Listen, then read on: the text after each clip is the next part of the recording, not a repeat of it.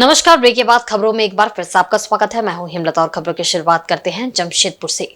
झारखंड के मुख्यमंत्री चंपई सोरेन अपने गांव जिलिंगोड़ा में रात्रि विश्राम के बाद गुरुवार को सोनारी एयरपोर्ट से गिरिडीह के लिए हेलीकॉप्टर से रवाना हुए। रवाना होने से पूर्व उन्होंने एक बार फिर भाजपा पर जमकर निशाना साधा। एयरपोर्ट पर मीडिया से बातचीत में मुख्यमंत्री चंपई सोरेन ने एक बार फिर हुंकार भरते हुए दावा किया कि झारखंड भर के सभी लोकसभा सीटों पर इंडी गठबंधन के प्रत्याशियों की ही जीत होगी। चंपई सोरेन ने साफ तौर पर कहा कि बीजेपी मुद्दा विहीन हो गई है, जिस कारण झारखंड में उनका खाता तक नहीं खुलने जा रहा है। उन्होंने कहा कि झारखंड में महागठबंधन का ही बोलबाला रहेगा और महागठबंधन झारखंड में लोकसभा चुनाव जीतने जा रहा है। चाईबासा भी तो आया था, खूंटी भी तो आया थे। सब इंडिया गठबंधन में पूरा चारों के चारों जो चुनाव कितना देख रहे हैं झारखंड में, कैसा रूप देख रहे हैं? पूरा 14 लोकसभा सीट 14 के 14 इंडिया गठबंधन का जीत सुनिश्चित है। कोई किंतु परंतु नहीं है। जिसका पास कोई मुद्दा नहीं है, बिना मुद्दा से भारतीय जनता पार्टी चुनाव पर्चा करे। मोदी जी ने ही कहा था कि 75 वर्ष के ऊपर चुनाव नहीं लड़ेंगे, लेकिन फिर वो 75 वर्ष में अरे उन्हीं से आप लोग पूछेगा, आ रहा है ना। इधर भाजपा के राष्ट्रीय महामंत्री अरुण सिंह ने राज्य के ग्रामीण विकास मंत्री आलमगीर आलम के इस्तीफे की मांग की है।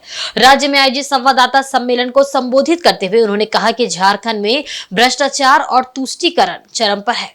भाजपा राज्य सरकार से मांग करती है कि आलमगीर आलम से तुरंत इस्तीफा लिया जाए। उन्होंने कहा कि इंडी गठबंधन ने राम मंदिर का विरोध किया था। आज अयोध्या में भव्य राम मंदिर बना है, जहां लोग पूजा पाठ कर रहे हैं। विरोधी दल के लोग राम मंदिर का उद्घाटन भी बॉयकॉट किया था। विरोधी दल के लोगों ने राम मंदिर का उद्घाटन भी बाइकआउट किया था। अरुण सिंह ने कहा कि हम पीओके को भी भारत में मिलाएंगे, साथ ही आने वाले समय में पूरे देश में यूसीसी लागू किया जाएगा। कहा कि अब तक हुए 4 चरण के लोकसभा चुनाव में एनडीए गठबंधन को एक तरफ सीटों की बढ़त मिल रही है, वहीं इंडी गठबंधन में हताशा और निराशा देखने को मिल रही है। झारखंड में land mafia, sand mafia, store mafia, liquor mafia, यह सरकार को चला रहे हैं। सरकार अनाप शनाप पैसे इनसे ले रही है। तभी तो इसी का तो नतीजा है कि राज्य के पूर्व मुख्यमंत्री वह जेल में है, मंत्री जेल में है, 2 आईएएस अधिकारी भी जेल में है। यह पहला ऐसा राज्य है जहां इतने अधिकारी भ्रष्टाचार के केस में जेल के अंदर हैं। और जब भी एनडीए गठबंधन की यहां सरकार बनती है, झारखंड को सदैव लूटने का काम किया है। भाजपा की सरकार आने पे झारखंड को संवारने का काम करती है। और इनकी गठबंधन जो जेएमएम, कांग्रेस और आरजेडी की सरकार हमेशा लूटने का काम करती है। इसलिए झारखंड लगातार काफी पीछे जा चुका है, पिछड़ चुका है। तुष्टीकरण का यह भी यहाँ पे खेल देखिए। संथाल परगना में जो लैंड जिहाद का केस कि बांग्लादेशी आते हैं, आदिवासी लड़कियों से शादी करते हैं, शादी करने के बाद जमीन हड़पते हैं, जमीन हड़पने के बाद बोटी बोटी काटने का काम करते हैं, लेकिन सरकार उन पर कार्रवाई नहीं करती क्योंकि तुष्टीकरण के मार्ग में चल रही है। जमशेदपुर के केबुल टाउन क्षेत्र में रहने वाले लोगों के घरों में बिजली का सीधा कनेक्शन देने के लिए झारखंड हाई कोर्ट में दायर रिट याचिका कोर्ट ने स्वीकार कर लिया है। इसके साथ ही दिवालिया केबुल कंपनी के आरपी याचिका में निहित बिंदुओं का जवाब देने के लिए नोटिस जारी किया है। इसकी जानकारी गुरुवार को विधायक सरयू राय ने एक प्रेस वार्ता के माध्यम से दी। उन्होंने बताया कि इस मामले में झारखंड सरकार और टाटा स्टील के अधिवक्ताओं ने याचिका का समर्थन किया है। आगामी 10 जून को ग्रीष्मावकाश के बाद न्यायालय खुलने पर मामले की सुनवाई होगी। टाटा स्टील के वकील ने कहा कि कंपनी केबुल टाउन के सभी घरों में बिजली का सीधा कनेक्शन देने पर सहमत है, परंतु दिवालिया घोषित हो चुकी केबुल कंपनी के आरपी इसके लिए अनापत्ति प्रमाण पत्र नहीं दे रहे हैं। उन्होंने कहा है कि टाटा स्टील को केबल कंपनी के आरपी से अनापत्ति प्रमाण पत्र मांगने की कोई जरूरत नहीं है। इस अनापत्ति के चक्कर में केबल टाउन वासियों को कई वर्षों से बेवजह परेशानी उठानी पड़ रही है और महंगा बिजली खरीदना पड़ रहा है। झारखंड राज्य विद्युत नियामक आयोग के विद्युत आपूर्ति संहिता में स्पष्ट प्रावधान है कि विद्युत आपूर्ति के लाइसेंसधारी को अपने क्षेत्रों के सभी घरों को विद्युत कनेक्शन देना होगा, भले ही गृह स्वामी के पास निवास के मालिकाना हक अथवा किसी भी प्रकार का आवासीय प्रमाण हो अथवा नहीं। सरयू राय ने मांग की है कि टाटा स्टील केबल कंपनी के घरों में बिजली का सीधा कनेक्शन देना प्रारंभ करे और उच्च न्यायालय को इस बारे में सूचित करे ताकि ये मामला कानूनी दाव पेच का शिकार ना हो। इसके साथ ही सरयू राय ने जेएनएसी और TSUIL से आग्रह किया है कि वे संयुक्त अभियान चलाकर जमशेदपुर के बड़े छोटे नालों की शीघ्र सफाई करा दे ताकि आगामी बरसात के मौसम में मोहल्लों में जल जमाव ना हो। लीज से बाहर की बस्तियों को भी इन्होंने बिजली देना स्वीकार किया है, मगर केबल टाउन में ये बिजली नहीं दे रहे हैं। जब नहीं दे रहे हैं तो वहाँ के एक निवासी जो यूनियन के सचिव हैं राम विनोद सिंह, ये कुछ दिन पहले हाई कोर्ट गए और हाई कोर्ट से कहा कि हमको टाटा का बिजली सीधे घरों में दिलवाइए। टाटा स्टील का ये कहना है कि जो केबल कंपनी दिवालिया हो गई है उसके रिजोल्यूशन प्रोफेशनल हैं जिसको NCLT ने नियुक्त किया है, वो जब तक हमको अनापत्ति प्रमाण पत्र नहीं देंगे तब तक हम घरों में बिजली नहीं देंगे। जबकि इलेक्ट्रिसिटी एक्ट कहता है कि आपको देना है, इलेक्ट्रिसिटी रेगुलेटरी अथॉरिटी कहती है कि आपको देना है, और वेंडर के माध्यम से दे रहे हैं तो उसमें भी शर्त है इलेक्ट्रिसिटी रेगुलेटरी अथॉरिटी का कि जो वेंडर है वो बिजली के दर से 5% से अधिक पैसा नहीं वसूल सकता है, जबकि यहाँ 25% 30% अधिक पैसा वसूला जा रहा है। हमारे पास कई लोगों ने रसीद दिया है, उस पर एक तरफ लिखा हुआ है कि टाटा स्टील से बिजली मिल रही है 5 रुपये 25 पैसे में या 5 रुपये 85 पैसे में, और उसको 7 रुपये 25 पैसे में वेंडर के द्वारा बेचा जा रहा है। किसी भी इलाके में बिजली के तार की कहीं कोई मरम्मत नहीं है, लाइन लॉस कम हो इसकी व्यवस्था नहीं है। किसी के घर में बिजली की शिकायत आती है तो उसको प्राइवेट मिस्त्री से उसको ठीक कराना पड़ता है। तो मैंने टाटा स्टील से यही कहा है, आज का विशेष अवसर इसलिए है कि जो रीट फाइल हुआ है आज उसकी सुनवाई थी कोर्ट में, कोर्ट ने उसको सुनवाई के लिए स्वीकार कर लिया है और कोर्ट में टाटा स्टील के वकील अपीयर थे, डीसी की तरफ से, सरकार की तरफ से सरकारी वकील थे। केवल एक वकील नहीं थे जो दिवालिया केबल कंपनी के आरपी थे, उनकी तरफ से कोई नहीं था। तो कोर्ट ने आज आरपी को नोटिस इशू किया है कि आप इस बारे में अपनी बात आइए और हमको बताइए, कहिए। मगर आज के बाद 10 जून तक कोर्ट बंद हो जाएगा कल होकर, अब 10 जून के बाद ही फिर सुनवाई होगी। जमशेदपुर संसदीय सीट के लिए होने वाले मतदान में अब सिर्फ कुछ ही दिन शेष बचे हैं, लेकिन इस बीच कई इलाकों में विकास नहीं होने से ग्रामीणों में नाराजगी देखी जा रही है। इसी क्रम में NH 220 की बदहाल स्थिति से नाराज ग्रामीणों ने पोटका के पारीडीह से रसनचोपा तक रैली निकालकर जोरदार प्रदर्शन किया। हाथों में बैनर पोस्टर लेकर लोगों ने विरोध जताया और नारेबाजी की। स्थानीय लोगों का कहना था कि उन्होंने सांसद विद्युत मेहता को 10 साल दिया, इसके बावजूद नेशनल हाईवे की दशा नहीं सुधरी। इस कारण लोगों को आवागमन में काफी दिक्कतों का सामना करना पड़ता है। सड़कों पर धूल उड़ने से भारी प्रदूषण फैल रहा है। आसपास रहने वाले लोग ना तो घर के बाहर कपड़ा सुखा पा रहे हैं और ना ही घर के भीतर भोजन कर पा रहे हैं। हर जगह बस धूल ही धूल नजर आ रही है। स्थानीय निवासी हिमांशु सरदार ने कहा कि इस बार वे अपना वोट विकास के नाम पर देंगे। जो क्षेत्र का विकास करेगा उसी को यहाँ के लोग अपना मत देंगे। सांसद विद्युत महतो ने यहाँ के लोगों को सिर्फ ठगने का काम किया है। हिंसरा से पालीडीह तक 3 किलोमीटर सड़क पूरी तरह से बदहाल है। इस सड़क की जर्जर स्थिति के कारण स्कूली बच्चों का आना जाना मुश्किल हो गया है। सड़कें बदहाल होने से लंबी दूरी की बसें भी यहाँ से नहीं चल रही है। बेकार परिस्थिति में है। हम लोग का रोड इतना दिन से हम लोग का बन नहीं रहा है। मोदी सरकार 10 दिन से जो सरकार में शासन कर रहा है, लेकिन हम लोग का एक भी बात नहीं सुन रहा है, जिसके कारण हम लोग रैली निकाले हैं। और हम लोग का रोड बहुत खराब है और स्कूल बच्चा को, पेशेंट को या फिर आना जाना को, सब लोग को बहुत दिक्कत होती है। और सभी को, और घर में धूला इतना घुसता है कि हम लोग खाने के लिए सोचना पड़ता है। बहुत परेशान है। हमारे ये NH 220 जो यहाँ हेसड़ा से लेकर के पालीडी तक कम से कम 3 किलोमीटर है कि कैसे जर्जर स्थिति में है। आप लोग देख सकते हैं कि यहाँ बड़ा गाड़ी का आना जाना एकदम बहुत ही कम हो गया है। तो आज हम लोग संसद महोदय को भी बोले थे कि हमारा यह सड़क बना दीजिएगा बोल के, तो उसने कुछ दिन पहले आया था, आश्वासन भी दिया कि ये रोड बन जाएगा, लेकिन आज तक आश्वासन पे आश्वासन ही दिया जा रहा है। इधर जमशेदपुर उत्पाद विभाग की टीम ने लगातार दूसरे दिन भी बिरसा नगर क्षेत्र में अवैध शराब के खिलाफ अभियान चलाया।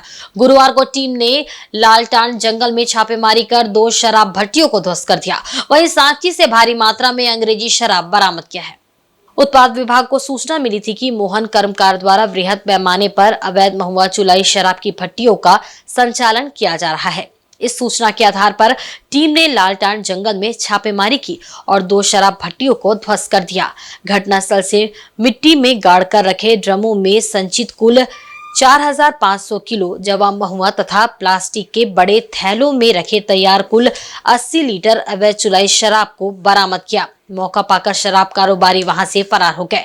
इस मामले में अभियुक्त के विरुद्ध अग्रतर विधिक कार्रवाई करते हुए अभियोग दर्ज किया गया है। एक अन्य मामले में उत्पाद विभाग ने गश्ती के क्रम में साक्षी जेल चौक से संदेह होने पर स्कूटी समेत 2 लोगों को पकड़ा। जांच के क्रम में इनके पास से भारी मात्रा में विदेशी शराब बरामद किया गया। मौका पाकर इनमें से एक आरोपी साक्षी का विनोद सिंह फरार हो गया, जबकि उसके सहयोगी सोनारी निवासी सतीश गुप्ता से उत्पाद की टीम ने पूछताछ की तो उसने बताया कि उक्त विदेशी शराब जेल चौक निवासी विनोद सिंह का ही है।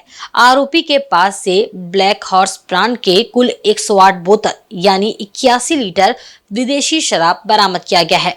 इस मामले में अभियुक्तों के विरुद्ध उत्पाद अधिनियम की धारा के तहत मामला दर्ज किया गया है एवं गिरफ्तार अभियुक्त को न्यायिक हिरासत में भेजा गया है।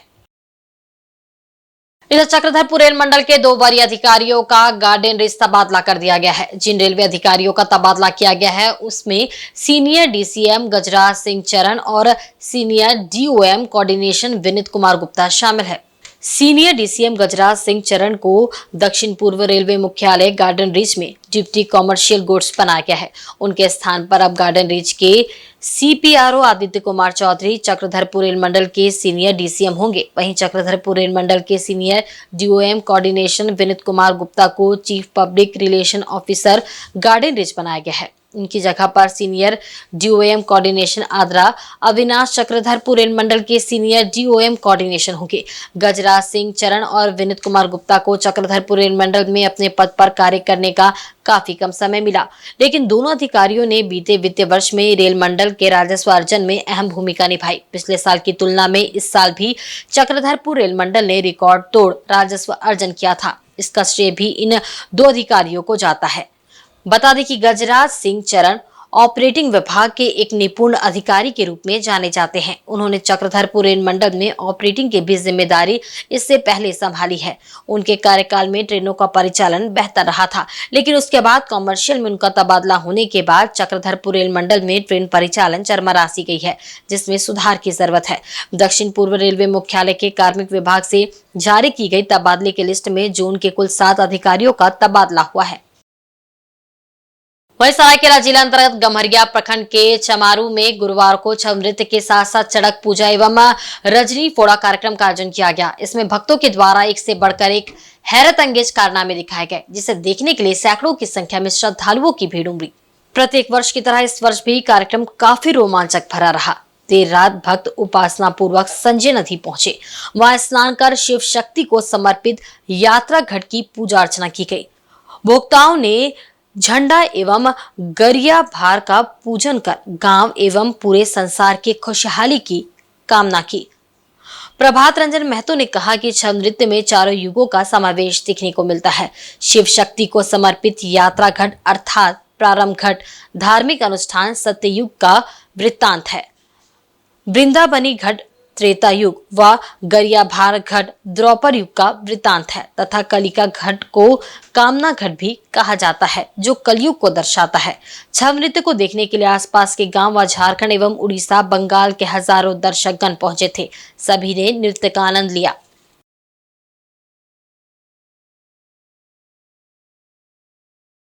खरसवा प्रखंड के अंतर्गत बुरुडी गांव में हरि संकीर्तन समिति द्वारा आयोजित 16 प्रहर संकीर्तन महायज्ञ गुरुवार को गंधा दिवस के साथ शुरू हुआ। इसमें काफी संख्या में श्रद्धालुओं ने शामिल होकर सुख शांति व समृद्धि की कामना की।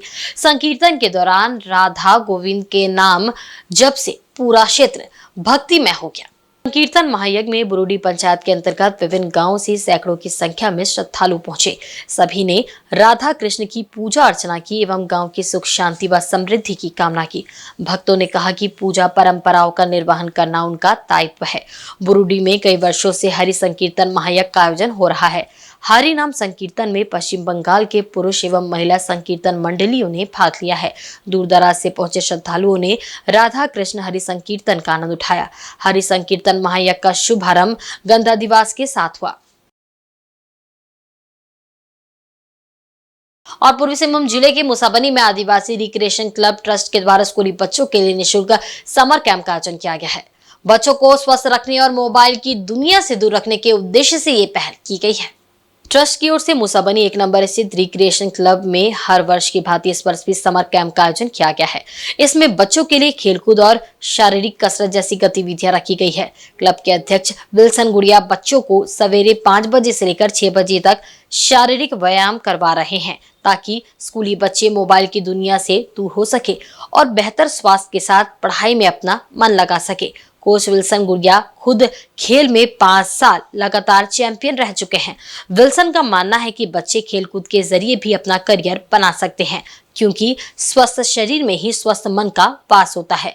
वे बच्चों को ट्रेनिंग देकर जिला स्तरीय स्पोर्ट्स प्रतियोगिता में भी अपने खर्च पर ले जाते हैं। और करीब आधा घंटे 1 घंटा 45 मिनट का करीब प्रैक्टिस है। जैसा जिसका क्षमता है उसी हिसाब से हम प्रैक्टिस कराते हैं। तो ये हम ये चाहते हैं कि बच्चे कम से कम इस गर्मी छुट्टी में मोबाइल से दूर रहें और उसके बाद अपने तनाव भी रहता है, वो लोग का बहुत सारा चीज़, तो वो सबसे दूर रहे। और बच्चों से भी माता पिता को भी थोड़ा मालूम होना चाहिए कि बच्चे यहाँ कुछ करते हैं, कुछ दौड़ रहे हैं या एक्सरसाइज कर रहे हैं।